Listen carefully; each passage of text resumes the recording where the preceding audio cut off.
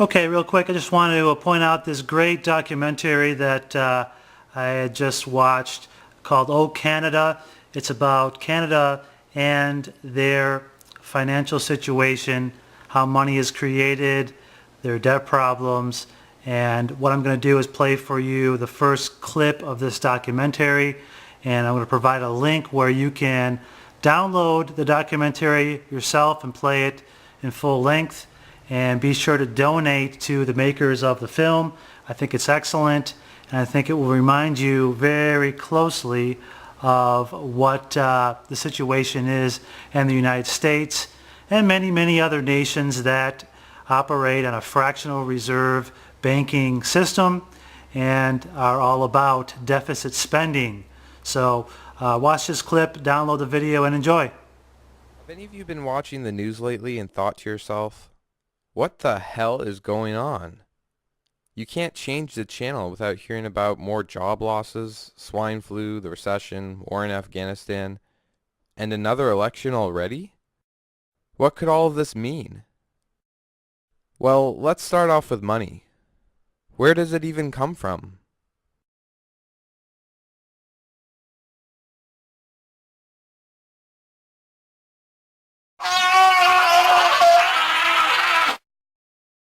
Where do I think it comes from? Like it's made? I don't know, the government? Money comes from paper. I believe it comes from trees.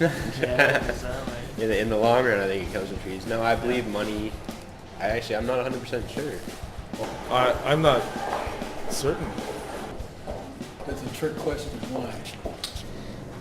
Well, that's actually an interesting question. First of all, money is prior to money. This is going to sound like a long answer, but I'm not quite sure I know the nature of your question. But let me see how I can handle it. Thank you. Prior to money, essentially trade. It's actually simple. Over 95% of our money is created by private banks. That means there's less than 5% of government-created money. Let's look at the differences between creating the money ourselves and borrowing it from private banks. Creating the money ourselves pretty much just costs the labor to print it and the hard work to back it up, while borrowing money from private banks can cost up to 10 times or more than the principal before it's paid. Don't believe me?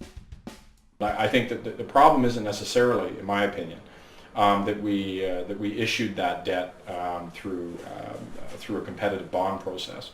The issue is that the level of spending that we engaged in was not appropriate, and we got into a situation where we spent too much. This is Canada's federal debt.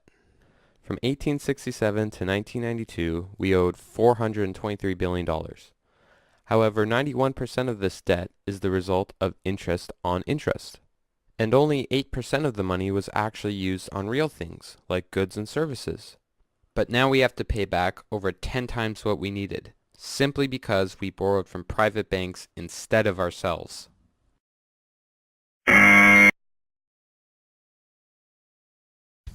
So where do these private banks get their billions of dollars from that they lend out? Nowhere! They just write down a number on a piece of paper and lend it out as if it was money to families trying to put a roof over their heads, students trying to get an education, or governments looking to improve the country. Banks then get paid multiple times back with your hard work. Every time they issue a loan, they are creating brand new money. It never existed before you walked into the bank. So pretty much like you say, I go into a bank, I say, well, can I have like $10,000 to pay for my college? They say, sure, here, let me just go run this off the machine, and then you can pay us back with your hard-earned money. Right. That's exactly it. That's pretty crazy. They just get you to believe that they're lending you what's inside their vaults. But it couldn't be further from the truth. For instance, banks. Yeah, do banks have the amount of money that they have in reserve? The answer is no. There's about $50 billion of real cash in Canada. All the private banks combined only have $4 billion in their vaults, or what they call reserves. And yet they've lent out $1.5 trillion, which they then charge interest on. I think that the amount of money that's held in reserve in Canada, you're right, is pretty low. One of the reasons it's so low is because our banking system is as stable as it is. Okay. So what would happen if we simply wanted our money back? We would have a credit crisis, and the system would not be sustainable. So we'd have to reorganize and restructure, which is what happened actually in the Depression. I don't see that happening again. Yeah. But theoretically, that's what would happen. Okay. Oh yeah, that sounds like a stable system. So isn't it a little bit fraudulent though if I were to walk into a bank and they give me a receipt I can redeem at any time, but it's only noticed that it would be called fraud if everyone came to the bank and requested their money? Oh, I'm going to answer your question, but then I want to go back to mine. Okay. Because it really is, this is the huge change of the last 5 years. It's not fraudulent. It's not fraudulent. Because everybody understands it, but it is. No one really understands it. Well, okay. I mean, those who know about it, knew about it, so it was not fraudulent. I've talked to the teachers and MPs, even MPPs, and they had no idea that there was only $4 billion in the vaults, but over $1 trillion is lent out. No, let me go back. Well, the fact that they didn't know it, they should have.